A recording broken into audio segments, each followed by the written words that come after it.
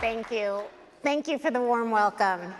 I think you'll all agree it's been a fantastic 2 days with incredibly insightful information being shared. And now, for this last AIS session, Amanda and I are thrilled to bring you Industry Drill Down, the next level. Now, throughout this symposium, you've heard about many trends indicating a strong workers' comp system. But we've received feedback, and we heard you. The industry wants trends analyzed at a deeper level. We appreciate that feedback, and we are responding. Today, we are excited to share with you our analysis into trends by industry. And I recognize why this topic is so important to our stakeholders. Because for over 20 years, I worked at a carrier. And as an NCCI stakeholder, I used to sit in this audience. Trends by industry are important because carriers specialize by writing insurance in specific industries where they have deep expertise into the risks that they write. So of course, they want trends at that same level. This is what Amanda and I will be providing. Using the NAICS codes reported in NCCI's policy data, we are now able to perform this more granular industry-level analysis. And during today's presentation, we will drill down to the level that the industry writes coverage, providing trends that you will be able to directly apply to the way that you do business. And not only will we provide just the trends, but we'll also discuss what's driving them, supplemented with employment data from the BLS. And Sandra will get us started. Thank you. So the size of these boxes that you see represents a premium share for each industry in NCCI states. Now, NCCI's estimates of overall trends that we've shared throughout AIS and that we share all the time assume this mix. But we know that companies write their own unique mix of business. So while these trends that we share are accurate for the industry in aggregate, they may be less appropriate for each individual company. And here's what I mean. On this slide, you could see a distribution of all carrier business in each industry. For example, 20% of workers' comp premium is written in the construction industry. The space between these colored bars represents 80% of carriers from the 10th through the 90th percentile. And as you could see, there is a wide range of industry mix across companies. For example, a company may be very focused and write the majority of their business in construction. And then another may write a bit of everything, looking very similar to the industry average. These two hypothetical companies will have very different trends. Now, there are many industries and a ton of insights to share, because as you'll soon see, every industry has a story. For our agenda today, this visual will provide a roadmap on our journey. We'll be diving into these 4 industries, which make up 60% of NCCI premium. Now, one highlight from the state of the line that you heard from Donna yesterday is that claim frequency has returned to the long-term decline that we've observed for decades. In this session, we're going to look at industry-specific trends and compare them to that overall trend. Now, there are many factors that impact frequency, but one key factor, especially when we're thinking about this from an industry perspective, is employment. NCCI has shared how increases in newly hired workers can cause a higher rate of frequency. So that's one obvious impact, but there's other considerations. Think about when there's a tight labor market. As managers are struggling to hire, they may ask their workers to work increased hours. They may ask them to do more than one job. They may be hiring workers that are less qualified than they otherwise would. And all of this is going to put upward pressure on frequency. Employment can impact frequency in other ways too. Employees can voluntarily quit their job in an industry. And typically then, it's going to be your most experienced or your best or safest workers that might be the first to go. And that's going to cause frequency deterioration. There can also be layoffs in an industry. And then in that case, it might be your least experienced workers that may be the first to ask to leave, and that's going to cause frequency improvement. The plan for this presentation is to analyze employment trends beyond just the employment level to better understand the impact on claim frequency. Now, before we dive into trends or changes in frequency, I want to provide a foundation by showing you frequency levels. And here you can see on the graph, we're showing the average of the latest 8 years from 2015 through 2022, which, by the way, those are the years that we're going to use throughout this presentation. So notice that frequency for construction and manufacturing is lower than average, while transportation and warehousing and the trade industries are higher. Now we'll look at the trends. You can see frequency has declined for all industries. But if we split the period into pre-COVID and COVID and after years, you'll notice more variability in those recent years, with 2 industries, transportation and warehousing and wholesale trade, even showing an increase in frequency. And this variability in recent years may be explained by employment, which also had more variability. Now, related to that increase in frequency that we just saw, notice the large growth in transportation and warehousing employment, which was driven by the demand for online shopping and package deliveries. Employment in wholesale trade was moderate, but as you'll soon see, there are other aspects of employment that may have caused that uptick in frequency that we saw on the last slide. We're going to get into all those details and more as we drill down industry by industry. Amanda will start us off on our journey with the first of 4 industries, construction. Thanks, Sandra. Construction premium is largely driven by specialty trade work. Think plumbers, roofers, and electricians. And coverage for these type of workers represent 70% of the industry premium. And the rest of the premium in this industry is divided among just 2 other subsectors. So as you can see on this slide, frequency in construction has been steadily declining. And compare this to the trends that you see in all industries, especially over the years impacted by the COVID-19 pandemic. Unlike all industries that experienced some mild volatility over those years, construction was resilient to the indirect pandemic effects, and you see consistent declines in each year.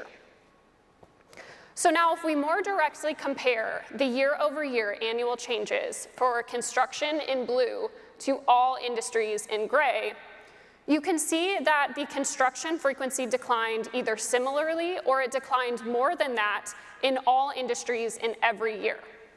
So when you combine the changes across each of these years, the result is a total decline in construction frequency that is nearly twice as much as that observed across all industries. So at the surface, this is a very favorable result. But what about if we drill even further?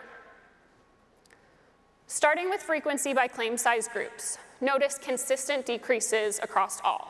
And this is a 3 to 4% average annual frequency decrease for the smallest to the largest claims. And this is different than what we see in all industries, especially for the smallest and the largest claim groups, where there is less of a decrease in all industries. And interestingly, the smallest claims in construction actually had the largest frequency decline. So moving on from size of loss to size of risk, which is determined based on the policy's total manual premium amount, you can see some variation in frequency patterns across these groups. But I want to highlight for you that the small policies that you see on the left-hand side of this slide see a declining frequency trend that is the most significant, and it's annually decreasing at a rate of nearly 5%. But for all policy groups on this slide, you are again seeing consistent frequency declines across all. And this consistency in declining frequency trends across all these policy groups points to a focus on safety that is happening throughout the entire construction industry. So what about employment? Construction is an industry that has been having higher employment growth than others, and notice gains in each year, except for 2020. But even in that year, you can see that employment didn't decrease as much as it did in all industries. So part of this could be due to the fact that a lot of construction work could continue during that time while other industries needed to shut down. But I'm sure you can also think of someone in your life, or maybe it's even yourself, who recently moved and built a new home or renovated their home. I know I did. So steady demand for both residential and commercial construction contributes to this result. An annual increase of 2.8% on average across all years. So if employment is growing, you might then wonder about the impact of new hires, and if that's a concern from a frequency standpoint. But remember back earlier this morning in Stephen's State of the Economy, we learned that the difference in hires and separations is what results in the employment gains. And the JOLTS data helps us better understand that next layer of employment detail. So in construction, as you can see, there is a consistent gap between the rates of hires and separations, which results in the employment gains that we just saw on the last slide. But notice in recent years that both the rates of hires and separations are lower than they have been in the past. So in other words, fewer people are leaving their jobs in construction, causing less of a need to hire replacements. And this means that even though employment is growing, there is less turnover, and worker tenure in construction may actually be increasing rather than decreasing. And when employees become more tenured, this can actually have a favorable impact on frequency. So although construction has lower frequency than the average for all industries, and we also saw that it is declining more favorably as well, unsurprisingly, it remains an industry that has higher than average severity. And total lost time severity for claims in construction are nearly 50% more than the all industry average. So let's focus some attention on drivers of the most severe claims. Across all injury causes, burn claims are the most severe. And these claims also stick out with an annual severity increase of 12% on average over 8 years. And while these claims are large on an individual basis, on an overall basis, they continue to be manageable because they make up a small share of total counts at only 2%. In addition to burns, other causes of high severity claims include motor vehicle accidents, slip and falls, and struck by incidents. Aside from burns, though, it is good to see that the remainder of these injury causes follow a modest severity increase of 3%. But we will continue to be vigilant and watch these types of claims closely. So to sum up, construction is the industry with the largest premium share, and we also saw that it had the lowest frequency of all industries. And not only that, it is experiencing the most significant frequency declines, decreasing at a rate that is nearly twice the annual average change that we see in all industries. And we see this consistently across all claim and policy sizes. And if tenure is increasing, this is only additional good news for the construction industry. So the next stop on our industry journey is the second largest industry based on premium share. And now Sandra will take us through manufacturing. Unlike construction, the manufacturing industry is quite diverse. While construction only had 3 main subsectors, in manufacturing, you could see the top 3 subsectors make up less than 40% of the premium. Looking at employment changes in manufacturing as compared to all industries, you could see the changes have been more moderate, increasing by less than 1% annually. However, when we look within the manufacturing subsectors, we see more variation in employment. Here we're going to focus on the changes in the top 3: food manufacturing, fabricated metal, and this is where metal is turned into products such as appliances, and transportation equipment. Think motor vehicle production. We're going to start with food manufacturing. You can see there's been consistent growth since 2020, consistent growth except for 2020. While the pandemic had caused a significant slowdown in all of manufacturing, food manufacturing employment, you could see, was less impacted. And that makes sense, right? Because food production is a necessity, so it didn't completely shut down the way other subsectors did. Now we'll move on to fabricated metal. Employment changes have been wavering between increases and decreases, on average, though, resulting in a roughly flat change. Transportation equipment shows more growth with an increase of nearly 2% annually. However, much of this, as you'll notice, is driven by growth in the more recent years. In 2019, employment was stagnant, and then there was a large decrease in 2020 that was related to COVID. But if you remember back to the beginning of the pandemic, most of us were staying home and not driving. So production and transportation equipment slowed significantly. And then even after we started driving again and the demand for motor vehicles increased, supply chain issues disrupted production and prevented employment from rebounding. Once supply chain issues subsided, employment grew to keep up with that pent-up car demand. And you can see here, even in 2023, there's stronger than average employment growth in transportation equipment as compared to the other subsectors, which had minimal changes. So we've shown there's more variation in employment across the subsectors, even though overall manufacturing employment changes were moderate. So this suggests, while workers aren't necessarily leaving the manufacturing industry, they are switching jobs, doing different types of manufacturing within the industry itself. So with that in mind, we wanted to see if this within manufacturing employment mix changes were impacted frequency. So looking at the graph, we could see that changes in frequency across the subsectors declined 2 to 3% annually, which is very much in line with all of manufacturing. So although there were employment shifts for the different types of manufacturing, the consistency in frequency improvement across all of manufacturing shows this industry is resilient to these within-industry employment mix changes.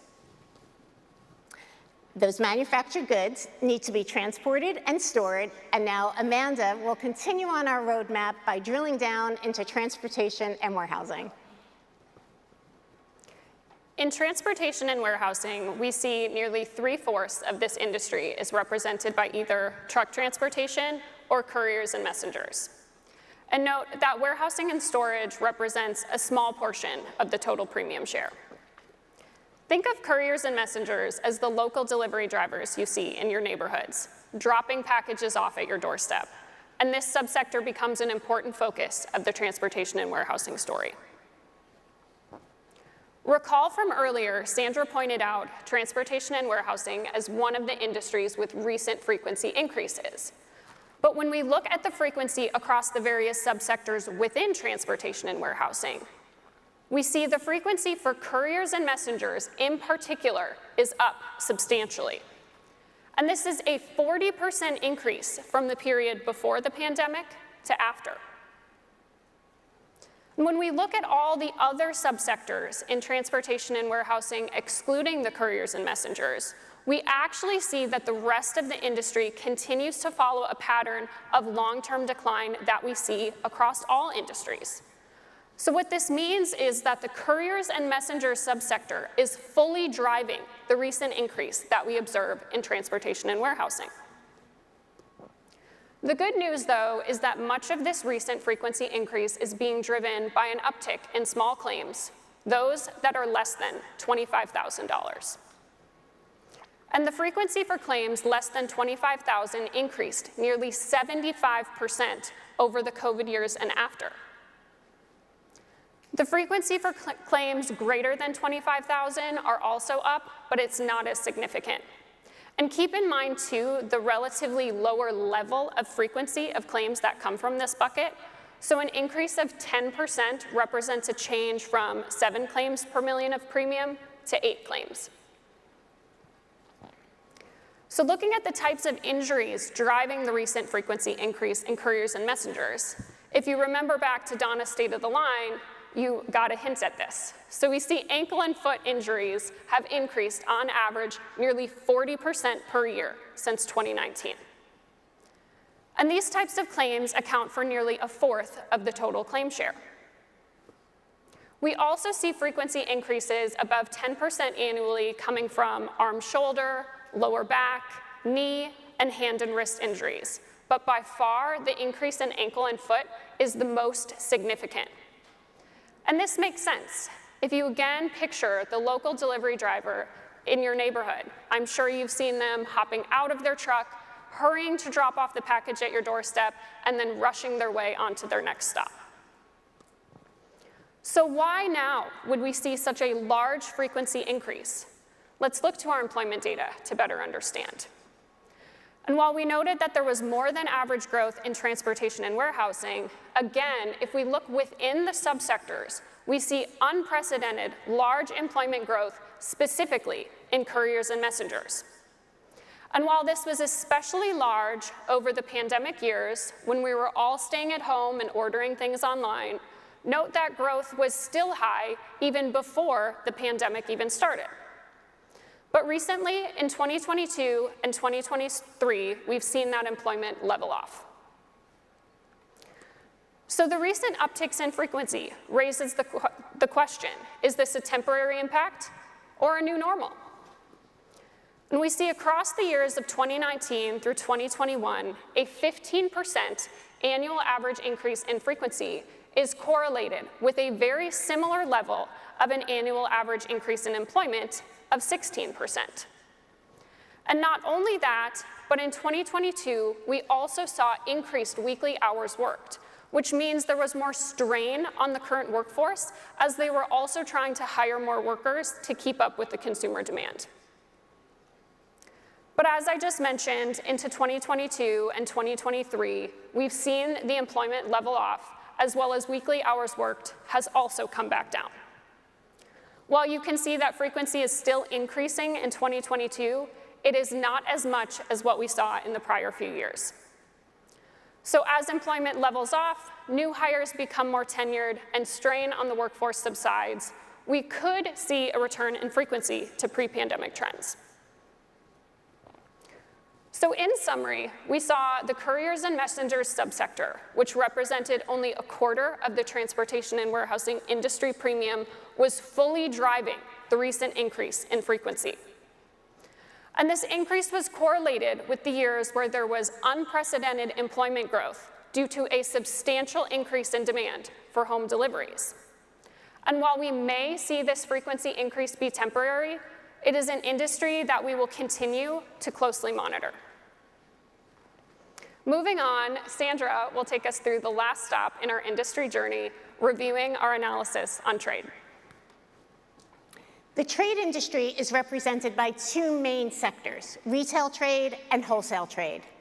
Think of retail trade as stopping at a store or business to customer, and wholesale trade is when that store purchases inventory or business to business. In both trade industries, we're observing frequency trends that are different from the all-industry view. So let's dive in to understand what is going on. We'll start with frequency in retail trade, which is shown in green. And I'm not going to ask for a drum roll, but this is important. Retail is the only industry where we're not seeing that consistent decline that was shared in the State of the Line yesterday. Contrast that to wholesale trade, which looks very similar to transportation and warehousing that you just heard about. Frequency was declining, but coming out of the pandemic, we see an uptick, and it's remained at that elevated level. The trade industries tend to have a higher frequency of strain injuries, so we investigated. While frequency of strain injuries for all industries has been declining, you'll notice in retail trade, the trend is flat. And then in wholesale trade, which is over on the right, frequency of strain injuries is declining, just like what we saw in that all industry view, but at a slower rate, and we see more of an uptick in recent years. Arm and shoulder and lower back injuries are commonly caused by strains. So it is not surprising that in the trade industries, we see higher frequency levels and trends that are less negative. Lower back injuries can be more concerning because they do have that potential to worsen and become a large claim. With the rate of decline not as steep on lower back injuries, we're going to be keeping an eye on this one. Now let's look at employment in each trade industry to see if we could better understand why frequency has been flattening. In retail, we see stagnant employment, but you may question that. Because remember that earlier, Amanda mentioned the large increase in courier and messenger employment that was related to the higher demand for online shopping and package delivery? Well, with that in mind, you might be thinking, like, why isn't retail shrinking? And the answer to that is that retail doesn't just represent physical stores, but online shopping too. So at first glance, with virtually no growth in retail employment, it looks like that higher than average frequency trend that we saw is not caused by employment. But there's more to the story. When we dig into the JOLTS data, we see that post-pandemic, there was an increase in the rate of quits and a decrease in the rate of layoffs. So this may suggest that the industry's best or safest workers are quitting. And then at the same time, it could be that as retail businesses are laying off fewer workers, they're keeping those less experienced workers that they may have otherwise let go. The idea that the best workers are leaving may be one reason why claim frequency is not declining like other industries. But here's a second thought. The job risk itself could be shifting. Has everybody noticed the increase in the number of self-checkout lines when you go to the grocery store and then wondered, how does that impact workers' compensation? Employees that used to sit or stand in one place working the cash register may now be doing other less safe type jobs, like navigating through busy parking lots in possibly icy or rainy conditions to bring groceries to customers waiting at curbside. You could see the additional risk this brings. And then there's another consideration. If what we're saying is true, and that the job risk in retail is actually changing, well then that corresponding flat frequency could persist. Now let's look at employment in wholesale trade, which looks a little different than retail. While employment changes have been a bit lower than all industries, we've still seen a pretty consistent level of employment growth at nearly 1% annually. However, we don't see that significant increase like what we saw in transportation and warehousing. So at first glance, you might not think that this is an employment story. But again, going back to the JOLTS data may help us gain insight. Similar to all industries, in wholesale, we saw increases in new hires coming out of the pandemic. But the increase for wholesale has been more significant. The cumulative change since 2015 was over 10% for wholesale, while for all industries it was closer to 2%. So it is a new hire story, even though employment growth was minimal. New hires grew, but there were also workers that were leaving their roles, creating turnover, or as Stephen called it in the State of the Economy, churn. And as we discussed, churn can have an adverse impact on frequency. So we've talked about how increases in new hires can impact frequency, and here you could see it. There is correlation between the increase in frequency coming out of the pandemic and the increased rate of new hires. So while the rate of new hires came down in recent years, it's still above pre-pandemic levels. So the higher frequency in wholesale trade may continue until that rate of new hires fully returns to pre-pandemic levels. In both retail and wholesale, we saw frequency patterns that diverged from most other industries. We saw the flattening in retail wasn't tied to new hires, suggesting either a change in the experience level of current workers, a change in the job risk, or both. In contrast to that, wholesale trade frequency upticks may be tied to the increase in new hires. So even though the overall employment trends in both industries were modest, at the next layer, we saw the impacts within these industries were different and nuanced. And this emphasizes the importance of understanding all of the intricacies within each industry. Throughout our session, we were able to drill down into the next layer that make up over half of NCCI Premium. Amanda's now going to wrap things up, and we'll discuss what's on our next on our journey into industry trend. Thanks, Sandra. Well, over 8 years, we've seen consistent frequency declines across all industries. Recent changes from the COVID years and after told us a more nuanced story. Some of the recent increases in frequency are thought to be driven by well-known employment dynamics of the increased loss propensity of newly hired workers. And we saw this in transportation and warehousing and wholesale trade. Now, in other industries, we still saw employment dynamics at play, but in different ways. Looking at the next layer of employment information using the JOLTS data allowed us to better understand these dynamics. Like in construction, for example, where even though employment is growing, there is less turnover, so worker tenure may actually be increasing. Or what we saw in retail trade, where an increased amount of quits and a decreased amount of layoffs could indicate a change in the experience level of workers. However, other factors like continuous safety improvements and changing job risk are also contributing to the results across all industries. Overall, every industry had its own unique story. We saw construction leading the way in frequency declines, annually decreasing nearly twice as fast as all industries. In manufacturing, even though employees may be switching between types of manufacturing jobs, we observed continued frequency decline, showing that the industry is resilient to the effects of within-sector employment mix changes. In transportation and warehousing, we saw couriers and messengers fully driving the recent frequency increase. And this is thought to be driven by the unprecedented employment growth in this subsector in response to increased consumer demand for home deliveries. And finally, in the trade industry, we saw retail was the only industry where frequency was not consistently declining. And this may suggest a change in job risk there.